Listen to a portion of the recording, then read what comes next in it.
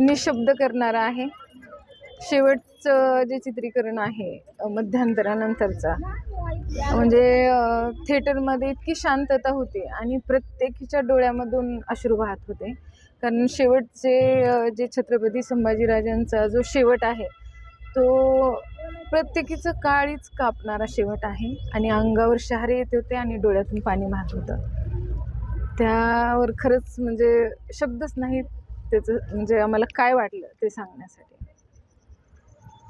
असा हा एका ज्या पद्धतीनं चित्रपटात संभाजीराजे म्हणाले की एक शेर का ये छावा है, त्याच पद्धतीनं हा छावाच आहे जो वाघाच्या जबड्यामध्ये हात घालून सुद्धा त्यामधून बचावून अशा पद्धतीनं म्हणजे फितुराईनं हा झालेला शेवट आहे।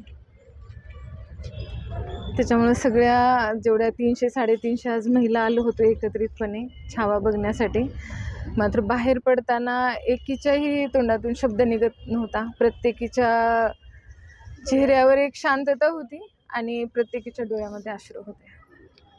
हा रक्तरंजित इतिहास म्हणजे खरंच गरजेचा होता।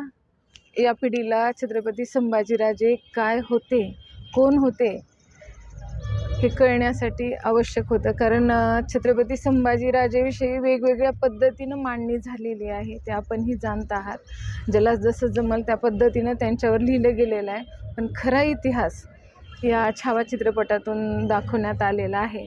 आणि ह्या पुढच्या पिढीला खूप मोठा अभिमानच नाही की आमचं सौभाग्यच आहे की छत्रपतींच्या या त्यांच्या एक एक रक्ताचा थेंब जो पडलेला आम्ही बघत आहोत तिथं, त्याच्यातून एक एक संभाजी पुन्हा निर्माण होण्याची गरज आहे आणि सध्या काळाची गरज झालेली आहे। हा खऱ्या अर्थानं आजच्या घडीला हा चित्रपट येणं समाजासाठी आणि काळासाठी गरजेचाच होता। कायम आम्हाला अभिमान आहे छत्रपती शिवरायांचा आणि छत्रपती संभाजीराजांचा।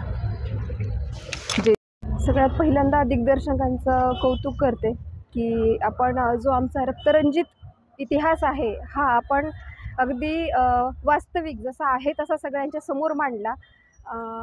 या निमित्ताने पुढच्या आपल्या पिढीला माहीत होईल की नेमकं आपल्या पूर्वजांनी काय केलेलं आहे आणि आपण आता काय करतोय, जो आपल्यात बदल घडवायला हवा हे आपल्याला या माध्यमातून नक्कीच कळालं। आणि आम्ही अगदी जोशमध्ये आज आम्ही एंट्री केली। 350 महिलांना एकत्र घेऊन आम्ही या मूव्हीला आलो होतो, छावा हा चित्रपट पाहायला आलो होतो। मध्ये गेल्यानंतरही एक वेगळा उल्हास होता की आम्ही सगळ्याजणी मिळून आलोय। एक असतं की छत्रपती शिवाजी महाराज म्हटलं की आमचा ऊर भरून येतो किंवा आपल्या सर्वांचाच ऊर भरून येतो, अगदी त्या जोशमध्ये आम्ही सगळे आलेलो होतो। पण आता आम्ही जेव्हा बाहेर पडलोय तर तेव्हा निशब्द आहोत, कारण इतकं वास्तविक जे काही घडलं ते सगळं तिथे दाखवलेलं आहे। महाराजांवरती होत असलेले अत्याचार, नखं काढली, जीभ काढली, तरी सुद्धा तो छावा कोणापुढे झुकला नाही।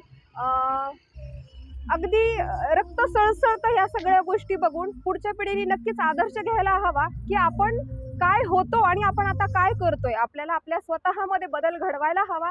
हा एक काय म्हणूयात की हा उद्देश घेऊन हा चित्रपट निर्मिती झालेली आहे आणि हा उद्देश आपण पुढच्या पिढीने सुद्धा समोर ठेवूनच आपण चालायला हवं आणि आपल्या स्वतःमध्ये बदल घडवायला हवे। धन्यवाद।